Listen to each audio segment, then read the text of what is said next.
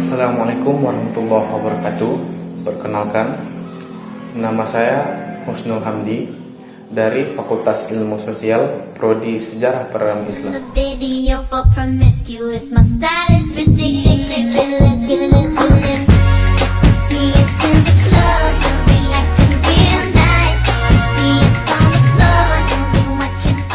Jadi sobat sejarah, di sini saya akan membahas sejarah asal mula kota Natal.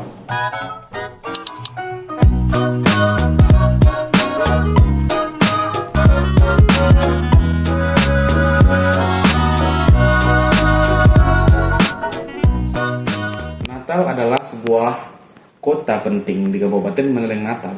Terletak di pantai barat Sumatera Utara. Kabupaten ini mempunyai luas wilayah sekitar 6.621 km, bujur sangkar. Kondisi wilayah didominasi daratan dan pegunungan, dan wilayah pantai yang terletak di daerah pantai barat. Sejak dulu, Natal merupakan jalur strategis perdagangan penting ke pesisir Sumatera bagian barat. Bagaimana asal mula penamaan kota Natal? Nah, ini teman-teman, begini ceritanya. Berawal dari pengembaraan seorang pangeran dari kerajaan Indrapura bernama Indra Sutan. Sekadar diketahui, kerajaan Indrapura tergabung dalam kerajaan Pagaruyung di Minangkabau. Raja Indrapura memiliki dua anak laki yang selisih usia mereka hanya 1 tahun. Indra Sutan adalah anak bungsu dari dua bersaudara itu. Sementara si sulung bernama Pangeran Indra Bagindo. Bila keduanya disandingkan, sulit membedakan si sulung dan si bungsu. Meski demikian, sesuai ketentuan tradisi kerajaan, yang berhak menjadi putra, pertama tetap anak sulung. Bila yang bersangkutan berhalangan atau oleh satu dan lain sebab, barulah raja akan memberi pandat pada anak laki-laki berikutnya. Pada suatu hari, di istana Indrapura berlangsung rapat penting.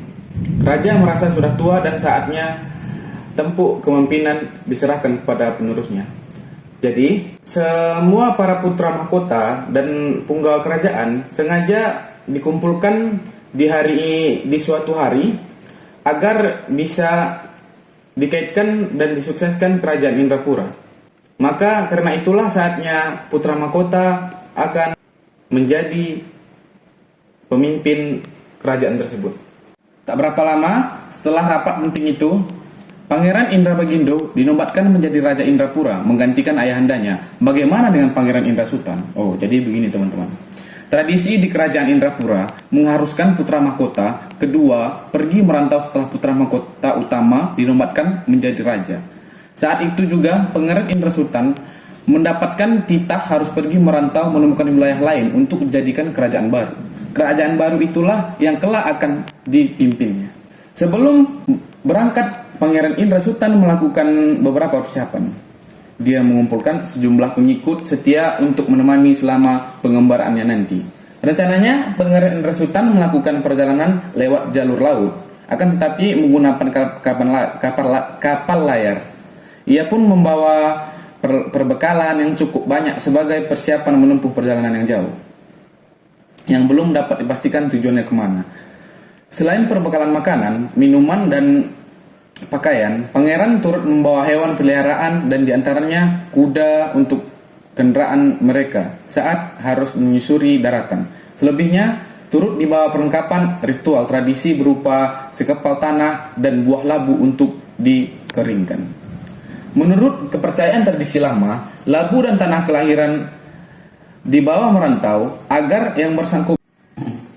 Setelah berunding dengan Datuk Imam tersebut, Indra Sutan mengajak Datuk Imam untuk menyusuri perairan Sumatera Barat berhari-hari. Kapal-kapal itu berlayar menembus badai dan gelombang. Akhirnya rombongan Pangeran Indra Sutan dan Datuk Imam tiba di sebuah pantai yang landai dan indah dipandang mata. Pemandangan indah itu menarik perhatian Indra Sutan dan Datuk Imam. Mereka bersepakat berhenti di tempat itu. Kapal menepi dan mereka mencapai daratan. Pangeran Indra Sutan mulai mengamati kondisi alam sekitar. Tidak jauh dari tempatnya berdiri, terlihat muara sungai yang memenuhi syarat menjadi pelabuhan. Aliran sungainya lebar, sehingga memungkinkan kapal-kapal berbadan besar bisa masuk ke dalam. Setelah berunding dengan Datuk Imam tersebut, Indra Sutan mengajak Datuk Imam untuk Menyusuri perairan Sumatera Barat berhari-hari, kapal-kapal itu berlayar menembus badai dan gelombang. Akhirnya rombongan Pangeran Indra Sultan dan Datuk Imam tiba di sebuah pantai yang landai dan indah dipandang mata.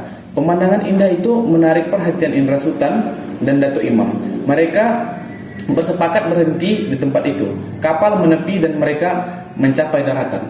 Pangeran Indra Sultan mulai mengamati kondisi alam sekitar.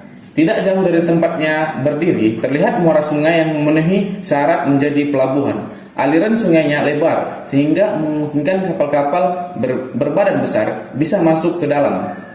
Pengamatan dilanjutkan dengan mengendarai kuda, yang turut mereka bawa dalam pelayaran tersebut. Dengan mengendarai kuda, Pangeran Indra Sultan dan rombongan lebih leluasa melakukan penelitian terhadap kondisi alam yang mereka singgahi.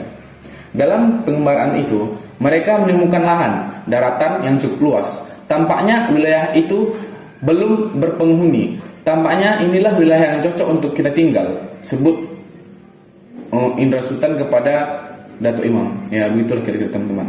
Guna merayakan penemuan itu, Pangeran Indra Sultan melaksanakan upacara ritual menimbang tanah. Ia memasukkan sekepal tanah yang dibawa dari kerajaan Indrapura ke dalam rongga labu kering. Setelah itu, Pangeran Indra Sultan mengambil segenggam tanah daratan yang baru ditemukan, kemudian memasukkannya ke rongga labu kering yang dipersiapkan sejak keberangkatannya yang lalu. Labu kering yang berisi sekepal tanah kelahiran dan sekepal tanah daratan yang baru didatangi mereka tersebut sebagai ritual menimbang tanah, sebagai simbolis pembukaan lahan di tanah rantau. Pengamatan dilanjutkan dengan mengendarai kuda yang turut mereka bawa dalam pelayaran tersebut. Dengan mengendarai kuda, Pangeran Indra Sultan dan rombongan lebih leluasa melakukan penelitian terhadap kondisi alam yang mereka singgahi. Dalam pengembaraan itu, mereka menemukan lahan daratan yang cukup luas. Tampaknya wilayah itu belum berpenghuni. Tampaknya inilah wilayah yang cocok untuk kita tinggal, sebut Indra Sultan kepada Datuk Imam. Ya, begitulah kira-kira teman-teman. Guna merayakan penemuan itu, Pangeran Indra Sultan melaksanakan upacara ritual menimbang tanah. Ia memasukkan sekepal tanah yang dibawa dari kerajaan Indrapura ke dalam rongga labu kering. Setelah itu, Pangeran Indra Sultan mengambil segenggam tanah daratan yang baru ditemukan, kemudian memasukkannya ke rongga labu kering yang dipersiapkan sejak keberangkatannya yang lalu. Labu kering yang berisi sekepal tanah kelahiran dan sekepal tanah daratan yang baru didatangi mereka tersebut sebagai ritual menimbang tanah, sebagai simbolis pembukaan lahan di tanah rantau. Setelah berminggu-minggu berlayar di lautan, Indra Sultan pun akhirnya sampai di sebuah muara, dan dia pun melihat mengamati muara tersebut, dan kapal pun berbelok ke muara dan bergerak menyusuri aliran sungai ke arah hulu. Kapal tiba di sebuah tangkahan yang ramai. Penduduk bertransaksi hasil bumi dan mata dagangan dengan kebutuhan warga sehari-hari. Ternyata tempat itu sebuah pasar perniagaan di tepi sungai. Belakangan diketahui pengembangan Pangeran Indra Sultan dan pengikutnya tiba di kerajaan Ujung Gading, masuk wilayah Pasaman sekarang. Raja Ujung Gading bernama Datuk Imam menerima kedatangan Pangeran Sultan dengan rombongan sebagai tamu kehormatan. Maka disambut dengan upacara resmi kerajaan sebagaimana lazimnya menerima tamu kenegaraan. Diuraikan, Datuk Imam seorang raja yang masih muda, ramah dan bijaksana. Usianya pun kira-kira sebaya dengan Pangeran Indra Sultan. Pangeran Indra Sultan dan rombongan sangat memuliakan oleh Datuk Imam. Mereka diizinkan tinggal beberapa hari di kerajaan Ujung Gading. Oke teman-teman, di sini pertemanan Pangeran Indra Sultan dengan Datuk Imam kian mulai akrab selama beberapa hari tinggal di kerajaan Ujung Gading, membuat Pangeran Indra Sultan mengetahui kalau di kerajaan Ujung Gading tengah terjadi kemeliut pertentangan kelompok sosial tertentu dengan kerajaan.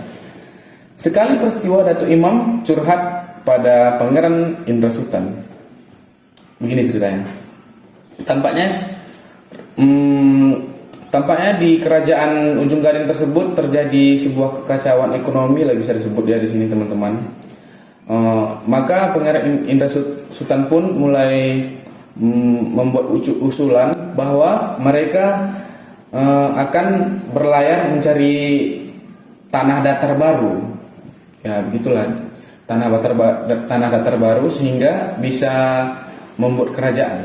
Setelah berminggu-minggu berlayar di lautan, Indra Sultan pun akhirnya sampai di sebuah muara dan dia pun melihat mengamati muara tersebut, dan kapal pun berbelok ke muara dan bergerak menyusuri aliran sungai ke arah ulu.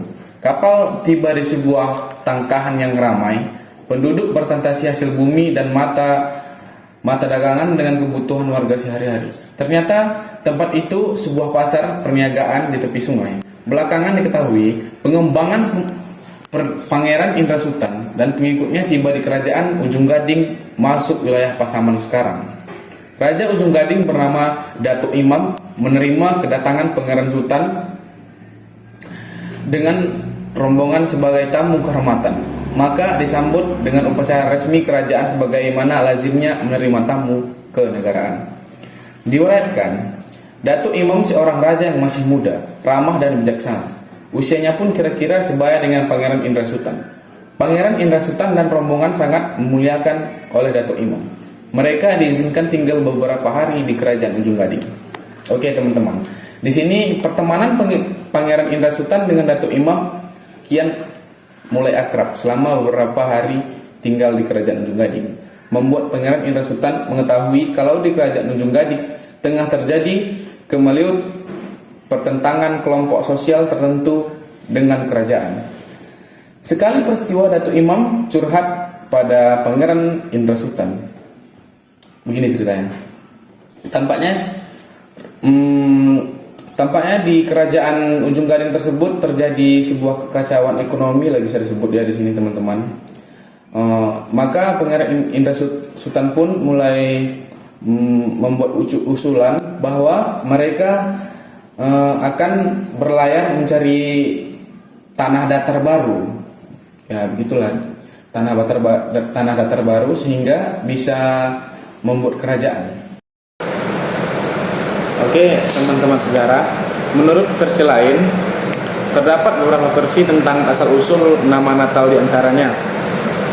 Menurut versi Mandailing, nama Natal berasal dari kata Natarida. Natarida ini mereka melihat dari puncak gunung terhamparlah sebuah kawasan di pinggir pantai. Nah, mereka menyebutnya dengan Natar atau kemudian berubah menjadi Nata. Namun banyak bantahan terhadap penamaan itu karena pada masa itu belum ada hubungan antara orang Mandailing dengan masyarakat pesisir. Selanjutnya dengan versi orang Natal itu sendiri. Oke teman-teman sejarah, menurut versi lain terdapat beberapa versi tentang asal-usul nama Natal diantaranya. Menurut versi Mandailing, nama Natal berasal dari kata Natarida. Natarida ini mereka melihat dari puncak gunung terhamparlah sebuah kawasan di pinggir pantai. Nah, mereka menyebutnya dengan Natar atau kemudian berubah menjadi Nata. Namun banyak bantahan terhadap penamaan itu karena pada masa itu belum ada hubungan antara orang Mandailing dengan masyarakat pesisir. Selanjutnya dengan versi orang Natal itu sendiri.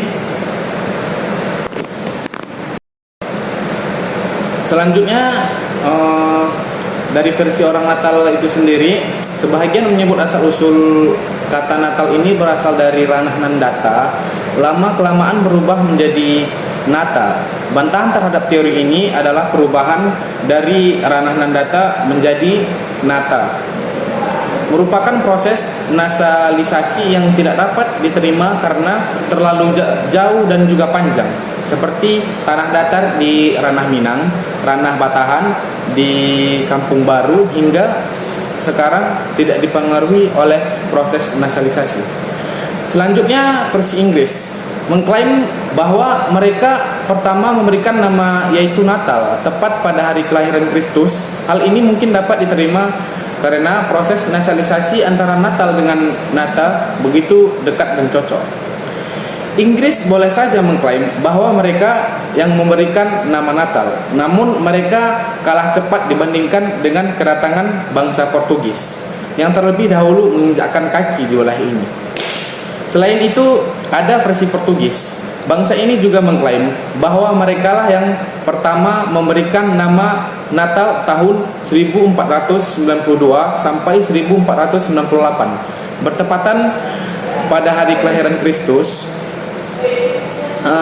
Versi ini memang dapat diterima karena mereka penjajahan pertama yang tiba di pelabuhan Natal. Natal yang disebut oleh Portugis hanya daerah pinggir pantai saja, tepatnya di sekitar Pasar 1. Selanjutnya dari versi orang Natal itu sendiri, sebahagian menyebut asal-usul kata Natal ini berasal dari ranah Nandata, lama-kelamaan berubah menjadi Nata.